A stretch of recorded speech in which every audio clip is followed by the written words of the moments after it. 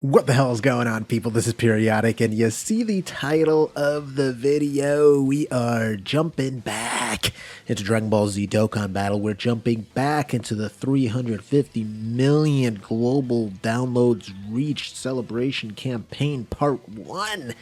Damn. Yes, we are indeed in it. And we're going to show you how to take on the 2 new stages of the Extreme-Z Area and the absolute best teams to use. I shut it down wherever power is stored. Being real is in the past, watching cowards get on. It ain't kill me, so it's making me stronger. And these bite-sized rappers now sensing my home. So in case you have no idea what the flippity flop I'm talking about, we're going over this event right here, baby. Extreme-Z Area Ginyu Force Saga. So 6 missions to complete. Let's take a quick peek at what they are. Clear stage 1, 1 time, 5 times, 10 times. Clear stage 2, 1 time, 5 times, 10 times. And you'll get a total of 2 Dragon Stones and then some Hercule medals and all that stuff. On top of the Dragon Stones you will get from actually clearing the Extreme-Z Area. Now, they've only released 2 so far. They've released the Guldo and they released the Raccoon. Now, I do believe that what they'll have is part 2, and then they'll release the Birder and Chase together, and then last but not least, they'll release the Ginyu, Captain Ginyu, and then an Extreme-Z Awakening for LR Goku Ginyu. That's what I do think that they will do. So whether it's splitting the other 2, the other 4 stages in half, and having them in part 2, or maybe having a part 3. Don't know. But that is what I guess that they're going to be doing.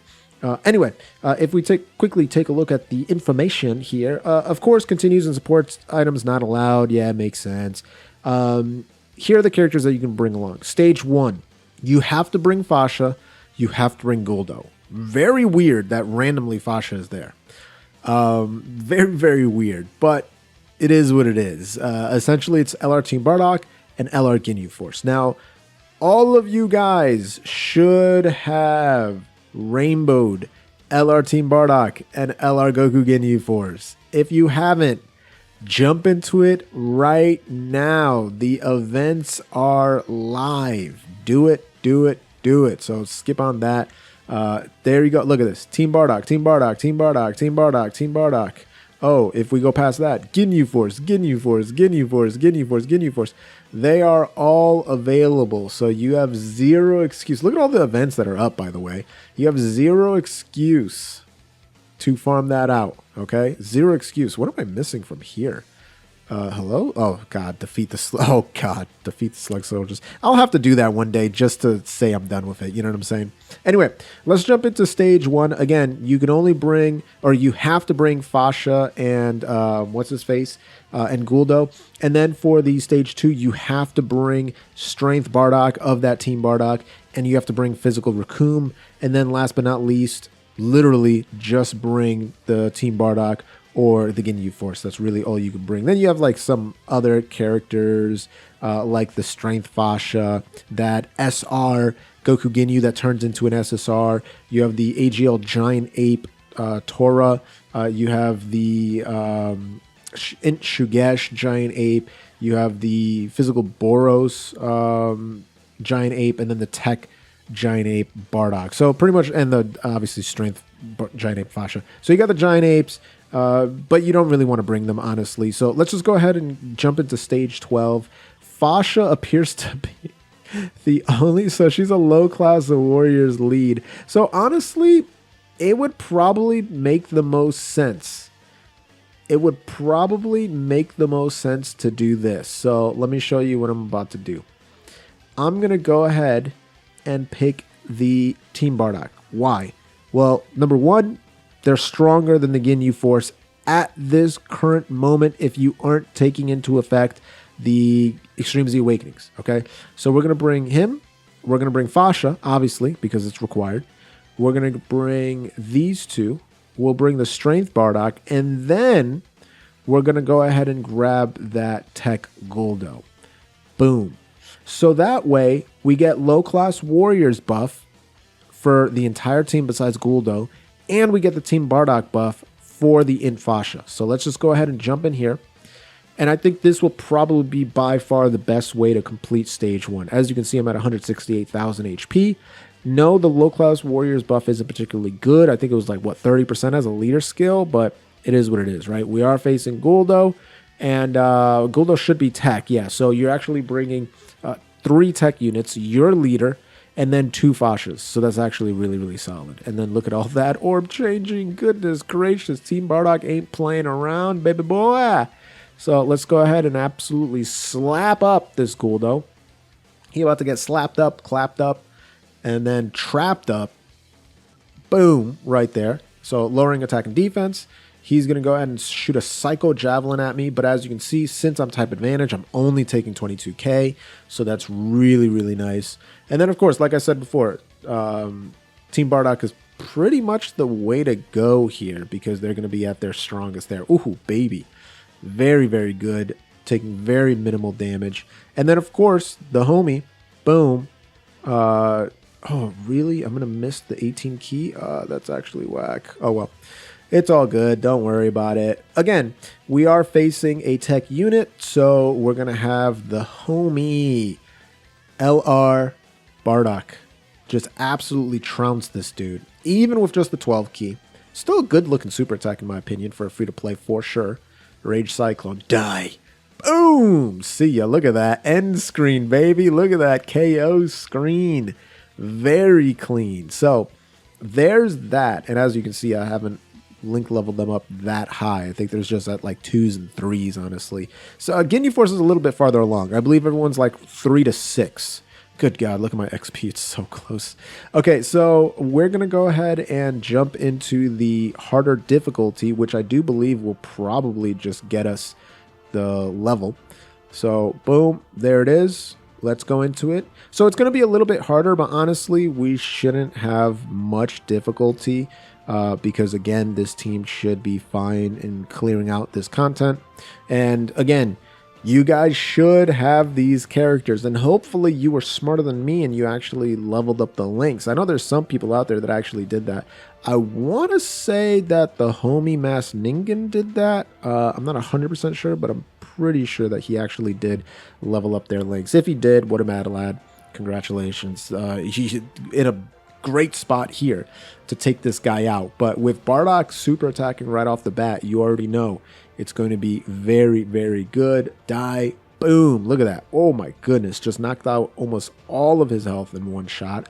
Obviously, my homie here, Boros, is not going to hit him as hard, but he's not going to get attacked, so we're in a good spot here. And then Fascia could just land some damage and finish it off. So there's stage 1, the absolute best team to take and just annihilate. Annihilate. Now let's go into stage 2, because stage 2 is going to be a little bit different since you do indeed have to bring the Raccoon, which is going to switch it up just a little bit. So let's go ahead and get the get the reward. Oh, 967. Are you kidding me? That's actually hilarious. So there you go. Let's go into lethal charge and let's pick our squad here. Yeah, let's go ahead and pick the squad. So we need to bring Raccoon. Let's go ahead and just take a look one more time at what the requirements were. So boom, information. We need to bring Raccoon and Strength Bardock. Honestly, I think just rocking the same exact team, but just taking out this Guldo and putting in the Raccoon might be the move.